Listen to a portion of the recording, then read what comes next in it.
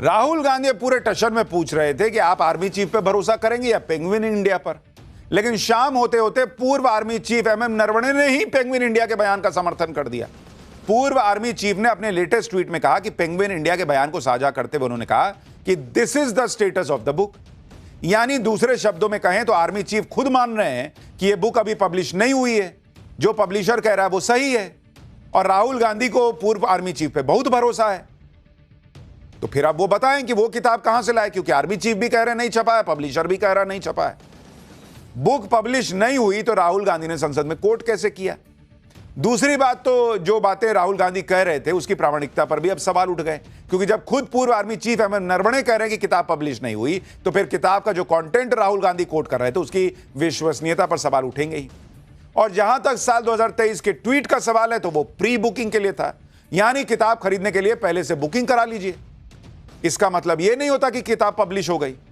भाई जैसे फिल्म आती है, मान लीजिए अभी धुरंधर आएगी 19 मार्च को, तो उसके टिकट रिलीज होने के पहले प्री बुक होने शुरू हो जाते हैं। तो टिकट प्री बुक करा लीजिएगा 5 दिन पहले, तो सिनेमा हॉल में पहुंच जाइएगा कि मैंने बुक करा लिया, मुझे दिखाओ। दिखाओगे कैसे नहीं? कई घर लॉन्च होते हैं, अपार्टमेंट लॉन्च होते हैं, अभी नहीं बना होता है, प्री बुकिंग होती है। प्री बुकिंग करके पहुंच जाइएगा सामान लेके कि ना अब हम रहबे करेंगे, हमने तो प्री बुक किया है, घर दिखाओ कहां है। भाई इस हिसाब से तो जो लॉजिक ये लोग दे रहे हैं कि प्री बुकिंग था मतलब किताब छप गई, तो यही लोग पूछेंगे। प्री बुकिंग नहीं समझ में आता इन लोगों को। बीजेपी कह रही है कि राहुल गांधी को माफी मांगनी चाहिए। सुनिए सुधांशु त्रिवेदी को। तो अब बिल्कुल स्पष्ट है जो कल राहुल गांधी जी ने कहा था, कौन झूठ बोल रहा है। अब प्रकाशक और लेखक दोनों के स्पष्टीकरण के बाद सिर्फ एक ही व्यक्ति झूठ बोल रहे हैं, और वो है नेता प्रतिपक्ष राहुल गांधी जी। उन्हें देश से क्षमा मांगनी चाहिए, क्योंकि प्रकाशक और लेखक दोनों ने स्थिति साफ कर दी है। देखिए ये बात तो क्लियर हो गई कि अभी पूर्व आर्मी चीफ एमएम नरवणे की किताब पब्लिश नहीं हुई। दूसरी तरफ पेंगुइन इंडिया ने बोल दिया है कि यह कॉपीराइट का उल्लंघन है। खुद पूर्व आर्मी चीफ बुक पब्लिशर के सपोर्ट में आ गए। ऐसे में राहुल गांधी का तो सारा एजेंडा ही धराशायी हो गया हर बार की तरह, और बिना पब्लिश बुक को दिखाने के लीगल मामले में भी फंस सकते हैं। क्योंकि कॉपीराइट उल्लंघन के केस में देश में क्या नियम है वो भी आपको बता देता हूं। भारत में कॉपीराइट एक्ट 1957 के तहत किसी भी कंटेंट का प्रोटेक्शन मिलता है।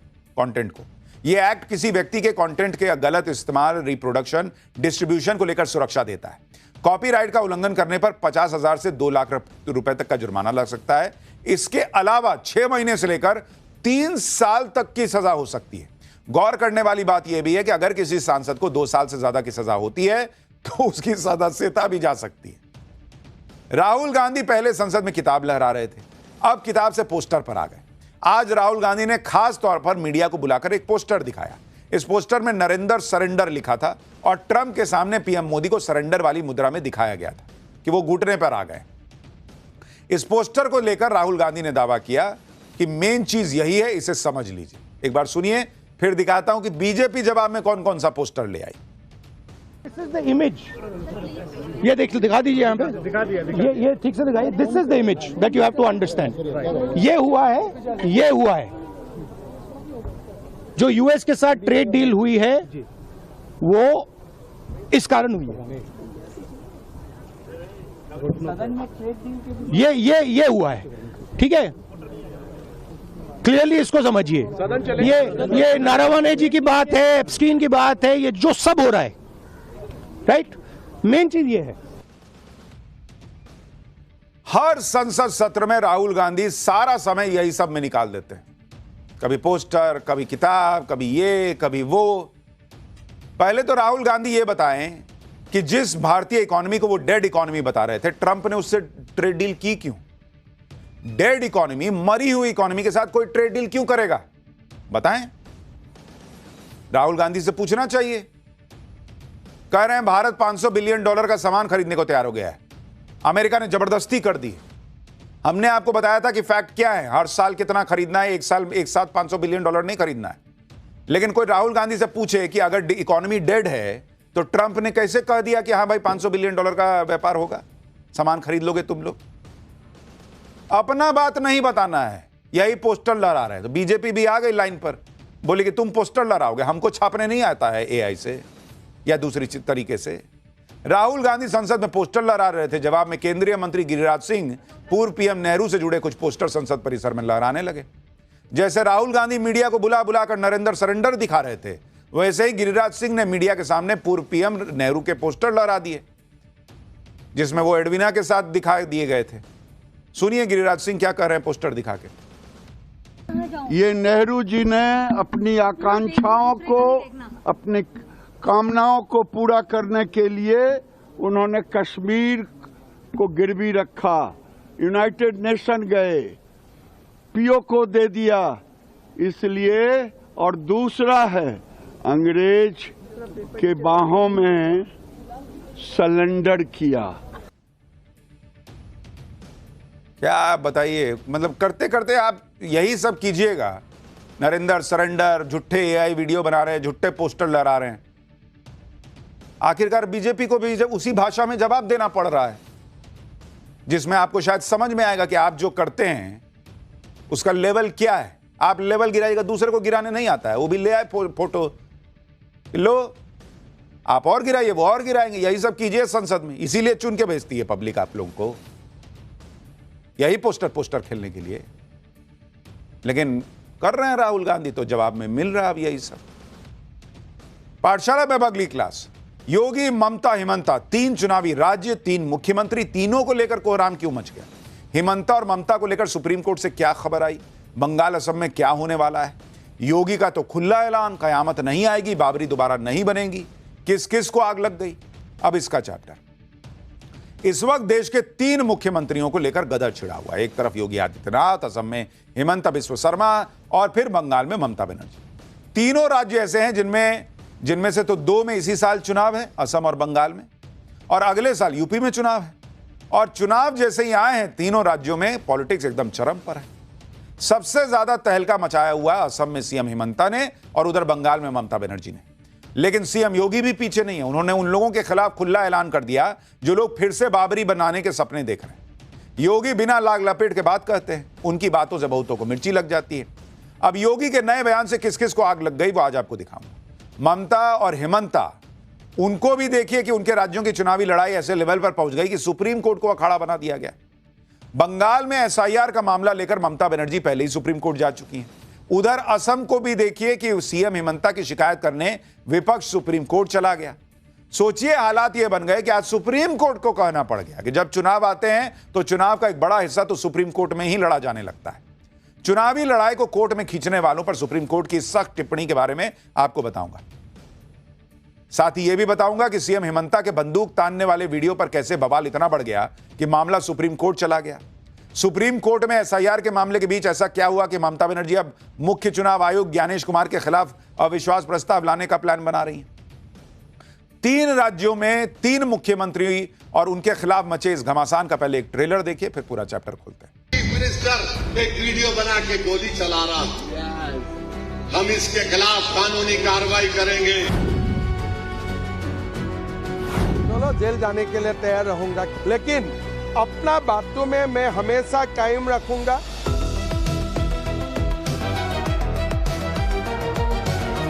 उन्होंने कहा है कि we will move an impeachment against the chief election commissioner.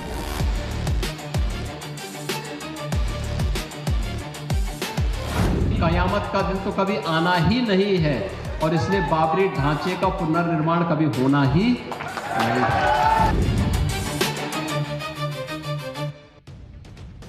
इस सियासी घमासान में सबसे पहले बात उस वीडियो की जिस वीडियो ने पूरे देश में ऐसा बवाल मचा दिया कि पूरे इंडी गठबंधन को आग लगी। ओवैसी जो है वो पूरी तरह से फायर है। यह वीडियो असम के मुख्यमंत्री हिमंता बिस्वा शर्मा का है, जिसका मामला अब सुप्रीम कोर्ट तक पहुंच गया। 2 दिन पहले असम बीजेपी ने अपने ट्विटर हैंडल से एक एआई वीडियो पोस्ट किया, जिसमें सीएम हिमंता बिस्वा शर्मा को राइफल से निशाना लगाते हुए दिखाया गया और टारगेट पर जिन 2 लोगों को दिखाया गया उनमें एक के सिर पर जाली वाली टोपी और दूसरे के चेहरे पर लंबी दाढ़ी दिखाई गई। वीडियो के कैप्शन में लिखा था पॉइंट ब्लैंक शॉट, और वीडियो में जिन तस्वीरों पर गोली लगते दिखाया गया उनके ठीक ऊपर नो मर्सी लिखा हुआ नजर आया। हालांकि वीडियो पर बवाल बढ़ने लगा तो असम बीजेपी ने उसको डिलीट कर दिया और हिमंता बिस्वा शर्मा ने यह कहते हुए पल्ला झाड़ लिया कि उन्हें ऐसे किसी वीडियो की जानकारी नहीं है। तो जानकारी नहीं है तो पूछिए असम बीजेपी ने कैसे पोस्ट कर दिया, कार्रवाई कीजिए उस पर। वीडियो पोस्ट हो गया, वायरल हो गया, उसके बाद डिलीट कर दिया और काम खत्म हो गया। इस वीडियो ने सीएम हेमंता के विरोधियों को मौका दिया। असम में चुनाव होने हैं तो इंडी वाले पूरी तरह से हमलावर हुए, सीएम हेमंता को घेर लिया और मौका दिया था खुद सीएम हेमंता के इस वीडियो ने। असम की लेफ्ट पार्टियां हेमंता बिस्वा शर्मा की शिकायत लेकर सुप्रीम कोर्ट पहुंच गई। लेफ्ट पार्टियों के वकील ने मामले को सीजेआई सूर्यकांत के सामने रखा और तुरंत सुनवाई की मांग की। शिकायत में हेमंता बिस्वा शर्मा के खास समुदाय पर दिए बयानों और वायरल हो रहे वीडियो में एक खास समुदाय को निशाना बनाने का जिक्र किया गया। आरोप लगाया गया कि असम में इन मामलों की संबंधित अधिकारियों से शिकायत की गई, लेकिन अब तक कोई एफआईआर दर्ज नहीं। लेकिन चीफ जस्टिस सूर्यकांत ने यह कह दिया कि समस्या यह है कि जब भी चुनाव नजदीक आते हैं तो चुनाव का कुछ हिस्सा सुप्रीम कोर्ट के अंदर लड़ा जाता है। सीजीआई ने मामले पर तुरंत सुनवाई की मांग नहीं मानी। सीजीआई ने कहा कि वो मामले को देखेंगे और सुनवाई के लिए तारीख देंगे। इस सारे बवाल के बीच कांग्रेस ने भी हेमंता बिस्वा शर्मा के वीडियो को लेकर दीसपुर में शिकायत दर्ज करवाई। कांग्रेस नेता इमरान प्रतापगढ़ी ने तो यहां तक कह दिया कि हेमंता बिस्वा शर्मा के वीडियो ने ग्लोबल लेवल पर ही नहीं, पूरे ब्रह्मांड में बीजेपी की थूथू करवा दी। सुनिए एक बार। जो हेमंत बिस्वा शर्मा ने भाजपा के ऑफिशियल ट्विटर हैंडल से वीडियो पोस्ट कराया है, उससे सिर्फ वैश्विक स्तर पर नहीं, पूरे ब्रह्मांड में भारतीय जनता पार्टी की थू हुई है कि भारतीय जनता पार्टी का एक चुना हुआ मुख्यमंत्री जिस तरह का फांसीवादी वीडियो, जिस तरह का नरसंहार के लिए उकसाने वाला वीडियो पोस्ट करवाता है, वो न तो सिर्फ घटिया है बल्कि निहायत घटिया है। और वो गोली मुसलमानों के सीने पे नहीं बल्कि संविधान के सीने पर थी। वो गोली बिल्कुल वैसी ही थी जैसे गोडसे ने गांधी जी के सीने पे मारी थी। अब आप सोचिए, अगर आप एसआईआर के जरिए या दूसरे जरिए से घुसपैठियों को बाहर भी कर रहे होंगे तो आपका ये वीडियो जो है वो आपके खिलाफ माहौल बनाएगा। आप कैसे इसे दिखा सकते हैं बॉस? घुसपैठियों को बाहर भी करना है तो भी ये वीडियो सवाल खड़े करेगा ही करेगा, और आप खुद मौका दे रहे हैं खड़े करने का सवाल।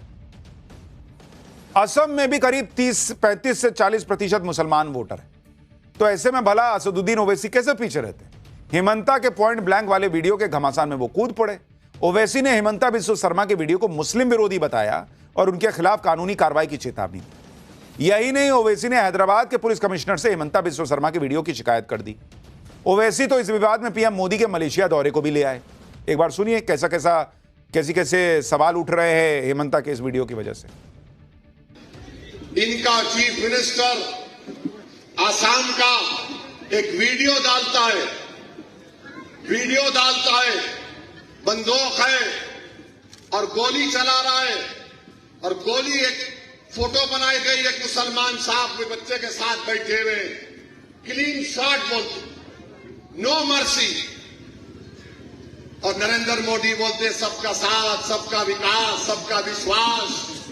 और मोदी गए हुए हैं मलेशिया, वहां का prime minister Anwar Ibrahim plane से उतरते कि अनवर इब्राहिम से गले मिल रहे, और यहां पर उनका चीफ मिनिस्टर एक वीडियो बना के गोली चला रहा। हम इसके खिलाफ कानूनी कार्रवाई करेंगे। ये नफरत नहीं है तो क्या है बताओ? असम बीजेपी ने जिस तरह हेमंता बिस्वा शर्मा का वीडियो पोस्ट किया, बवाल होने पे डिलीट कर दिया, इस पर भी कई लोग कह रहे हैं कि वीडियो के जरिए जो मैसेज देने की कोशिश की गई वो काम तो उनका हो ही गया। वहीं सीएम हेमंता बिस्वा शर्मा ने इस वीडियो की जानकारी तक होने से इनकार कर दिया और शिकायत होने पर कहा कि वो घुसपैठियों के खिलाफ अपनी बातों पर कायम रहेंगे और इसके लिए वो जेल भी जाने को तैयार है। हेमंता बिस्वा शर्मा को सुनिए। चलो, जेल जाने के लिए तैयार रहूंगा, क्या करूंगा? मैं कोई वीडियो का बारे में नहीं जानता हूं, और अगर मेरे बुरे ऊपर केस दिया है तो अरेस्ट कर लो, क्या आपत्ति है? मेरा कोई आपत्ति नहीं है, लेकिन अपना बातों में मैं हमेशा कायम रखूंगा। बांग्लादेशी का घुसपैठियों का हम खिलाफ है और खिलाफ रहेगा। बांग्लादेशी घुसपैठियों को बाहर करने का रास्ता है तो ये वो इस वीडियो में कैसे पता चल रहा है? और अगर आपको वीडियो के बारे में नहीं पता, किसी ने वीडियो बना के डाला, तो आप मुख्यमंत्री हैं, आप खुद एफआईआर करा देते। आपने क्यों नहीं कराया? असम को लेकर बड़ा बवाल मचा है। उधर बंगाल में भी चुनाव होने हैं और बंगाल में एसआईआर का मामला सुप्रीम कोर्ट में चल रहा है। इस पर भी सुप्रीम कोर्ट ने सख्ती दिखाई। दरअसल पिछले हफ्ते तो टकराव इतना बढ़ गया कि सीएम ममता बनर्जी खुद ही पैरवी करने सुप्रीम कोर्ट चली गई थी। ममता बनर्जी ने चुनाव से ठीक पहले बंगाल में हो रहे एसआईआर को सुप्रीम कोर्ट में चैलेंज किया। ममता बनर्जी ने चुनाव आयोग पर बीजेपी के इशारों पर काम करने का आरोप लगाया और बंगाल में लोकतंत्र को बचाने के लिए एसआईआर में दखल देने की अपील की। लेकिन बंगाल में एसआईआर को लेकर दायर की गई अलग अलग शिकायतों की सुनवाई करते हुए चीफ जस्टिस सूर्यकांत की अध्यक्षता वाली बेंच ने साफ कर दिया कि एसआईआर में किसी भी राज्य को भी बाधा डालने की अनुमति नहीं दी जाएगी।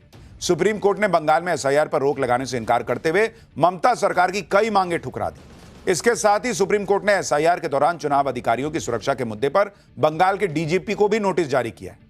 बंगाल में एसआईआर को लेकर सुप्रीम कोर्ट के सख्त रुख को बीजेपी ने सीएम ममता बनर्जी के लिए बड़ा झटका बताया। और हमने आपको पाठशाला में पहले ही बताया था कि ममता बनर्जी को पता था कि वो सुप्रीम कोर्ट जा रही हैं, वहां पर फैक्ट पर, सबूतों पर बात होगी, उनके वहां जाने से केस नहीं पलटेगा। लेकिन उनको अपने लोगों को मैसेज देना था कि देखो मैं लड़ रही हूं, वो उन्होंने दे दिया। अब सुप्रीम कोर्ट ने वही कहा कि भाई एसआईआर में कोई रोक नहीं सकता। सुनिए बीजेपी प्रवक्ता संबित पात्रा ने एसआईआर पर सुप्रीम कोर्ट की टिप्पणियों को लेकर क्या कहा।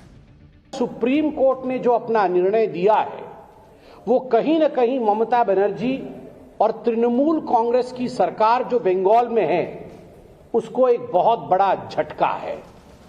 सुप्रीम कोर्ट ने बहुत स्पष्ट रूप से कहा सभी स्टेट ये जान ले किसी भी कीमत पर एसआईआर को रोका नहीं जाएगा। अगर एसआईआर को लेकर किसी प्रकार के क्लैरिफिकेशन की आवश्यकता है तो वो क्लैरिफिकेशन सुप्रीम कोर्ट करेगी, मगर एसआईआर को गलत कहना, एसआईआर को गैर लोकतांत्रिक कहना ये नहीं है। एसआईआर पर सुप्रीम कोर्ट से झटका लगने के बाद ममता बनर्जी की पार्टी अब नया प्लान एक्टिवेट करने में जुट गई। ममता बनर्जी के भतीजे और टीएमसी के सांसद अभिषेक बनर्जी कह रहे हैं कि उनकी पार्टी ने मुख्य चुनाव आयुक्त के खिलाफ महाभियोग प्रस्ताव लाएगी वो, जिसके लिए प्रोसेस शुरू हो चुका है। सुनिए एक बार। उन्होंने कहा है कि we will move an impeachment against the chief election commissioner and we have already spoken to our like minded parties and the process is